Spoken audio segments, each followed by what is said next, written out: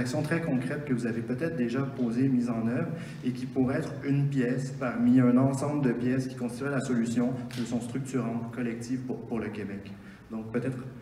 Oui, je commencerai pour dire que la région de Thetford, la MRC des Appalaches et un peu partout en Chaudière-Appalaches, il y a les services de covoiturage. Il y a à l'intérieur des entreprises sont créés des services de covoiturage entre collègues de travail en attendant qu'on achète une voiture parce que c'est incontournable en région d'avoir une voiture. Mais ça se fait et ça convient très bien aux familles.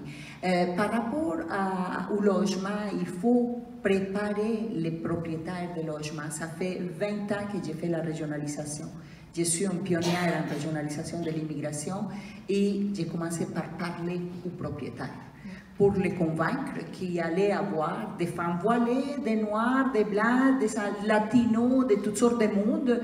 Et si vous sachiez combien de propriétaires frappent à notre porte pour savoir s'il y a des immigrants qui vont venir bientôt. Je n'ai pas créé un ghetto dans ma région, elle est minuscule, mais j'ai pris soin de ne pas placer tout le monde dans les mêmes quartiers. J'ai pris soin de parler aux employeurs, de préparer leur entreprise. Alors, des pistes, des solutions, il faut s'occuper personnellement de notre employeur qui est réticent, de son entreprise. Il faut les convaincre qu'on va aller, on ne l'invite pas à venir à une activité qu'on a fait, on va aller voir en entreprise, on favorise et on prépare ces conversations qui sont très importantes pour sensibiliser autant les employeurs que les propriétaires de logements, que la région au grand complet, que les messieurs qui font des taxibus, parce que des initiatives de transport, il y a partout. Alors, je ne crois pas que ce soit un obstacle de taille. Je ne parle pas de la région de mes collègues, des régions de mes collègues, je parle de ma région. C'est celle que tu m'avais demandé que j'identifie. Je suis très fière de vous dire que la régionalisation de l'immigration dans ma région est un succès. Et que des histoires à succès se comptent par centaines dans notre région. Alors, ce n'est pas un empêchement, mais c'est une avenue de progrès. Moi, j'insisterai plus sur la sensibilisation aux employeurs, qui est comme une pratique innovante dans la région de Lanaudière, parce que le projet que porte Lanaudière économique est un projet qui est issu du milieu des affaires, en concertation avec les acteurs du milieu. Parce que Lanaudière s'est toujours démarqué par la mobilisation et la concertation.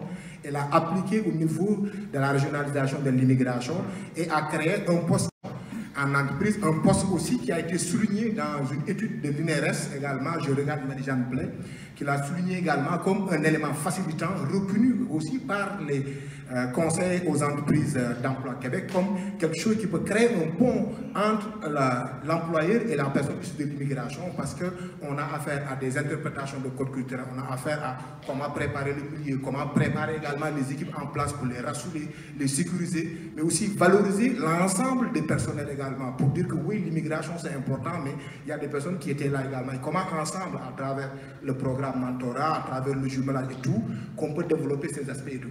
Et de par la composition même de la Lanaudière économique, avec des membres qui sont issus des services d'aide au développement des collectivités, les SADC, les anciens centres locaux de développement et aussi des agents de développement économique des MRC, on travaille à reconnaître aussi l'expertise des organismes communautaires. Il y a Safima, Lanaudois, Safima, Aminat, Crédit, Perspective Nouvelle. Ce sont des organismes qui sont là, qui ont une expertise dans l'intégration sociale des travailleurs, parce que l'immigrant, ce n'est pas juste quelqu'un qui va boucher un trou, il a une famille, il a des enfants, et ces organismes-là, ils les accompagnent dans ce sens-là, et nous, on travaille en étroite synergie avec ces acteurs-là pour également toujours conceptualiser la responsabilité partagée de l'intégration.